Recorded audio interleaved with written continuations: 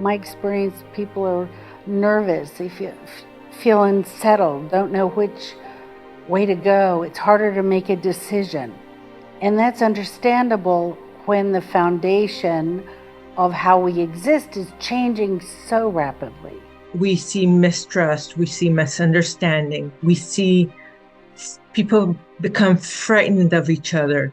We see loss of humanity, violence, hate, all these terrible things that we want to take away. But we can all make a difference. And it starts with keeping an open heart and an open mind, and studying what's going on and learning what you can do.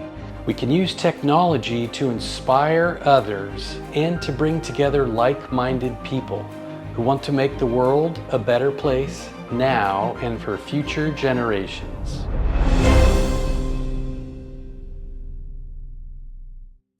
Hello, I'm Belle Hahn, and welcome to The Birth of Reason, a show and movement that lifts young artists and activists onto the same stage as established changemakers, our incredible humans. What you and I are trying to do in this show, I believe, is to connect all the passions for all the people around the world about all the things they may have a passion for.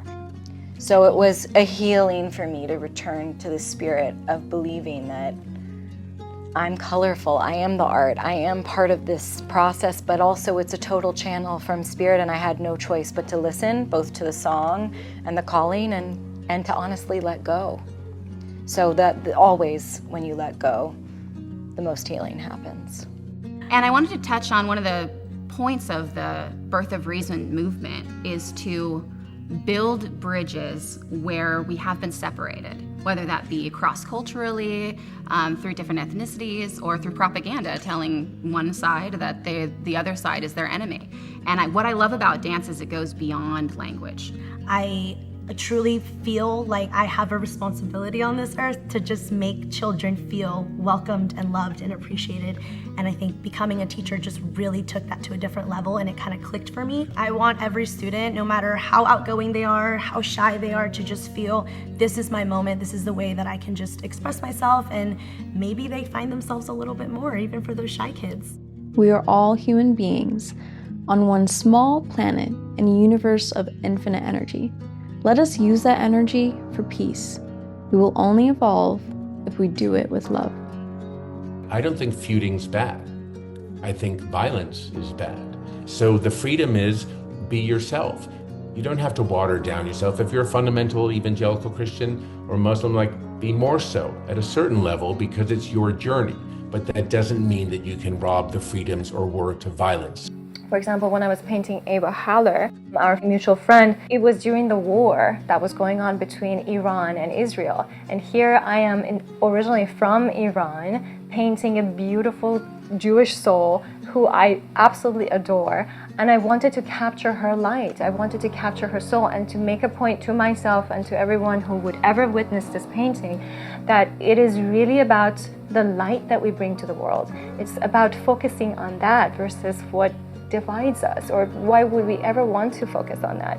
So anything that I do is to bring people together. It's to bring light to to bring focus to the light of the soul. Is there some special reason that made me into caring about others? And I think that the answer would be very simple. And the answer is during the Holocaust or during the wars, we really needed to take care of not only ourselves, but all of us, all the people who were in the similar position that we were, because there was no survival other way. So it is a question of a young girl understanding that the only way to live and to find enjoyment and find security is by other people. Our recognition that our world is very small, because we just need to help each other in order for our survival.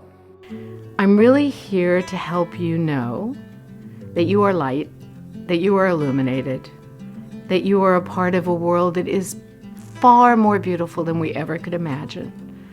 But we, as the people who are conscious and who see it, need to believe it and need to work for it. Like, it makes me want to cry because, like, we all came from somewhere, and that's where art comes from. And the child knows already, and then we poison the child with education. Because we live in something that's built for an industrial democracy.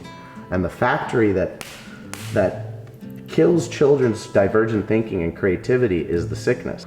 And it really brings me to a brilliant Carl Jung quote, which is, whenever you discipline a child and you want to correct a child's actions, ask yourself, maybe you need to change your own.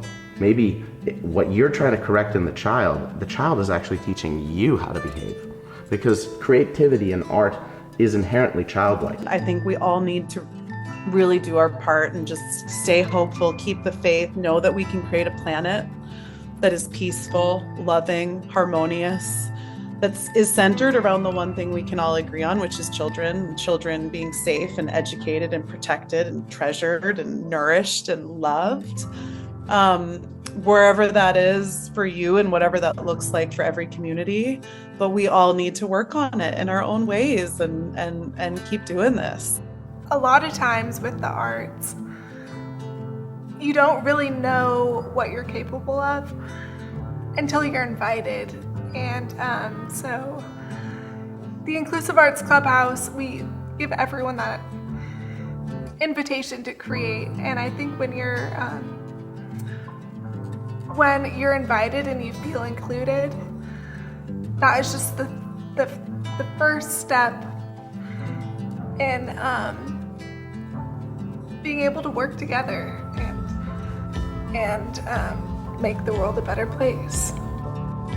We started a place that is like a miracle of sanity, a miracle of a place that brings together young people from Israel, both Jews and Arabs, and from around the world, to live together, to get to know each other, to open their heart, to listen to each other, to respect each other. All these things that bring hope, that you can believe suddenly in kindness. Maybe it sounds like a cliche, but that's what it is. Everybody has a role to play. I just think if you're alive today, it's not an accident. This is the most precious, revolutionary, revelatory, transformational time in the history of our species. And to be alive today and find your rightful role and play it with all your heart, it ennobles our lives, it makes us better people. So the future is completely open. The future is completely ours to make. If we join together, open mind, open heart, learn, act, and just keep going. So thank you for helping spread the word so we can heal our world and make, we just want to love. At the end of the day, we just want to be in a love bubble. Who doesn't?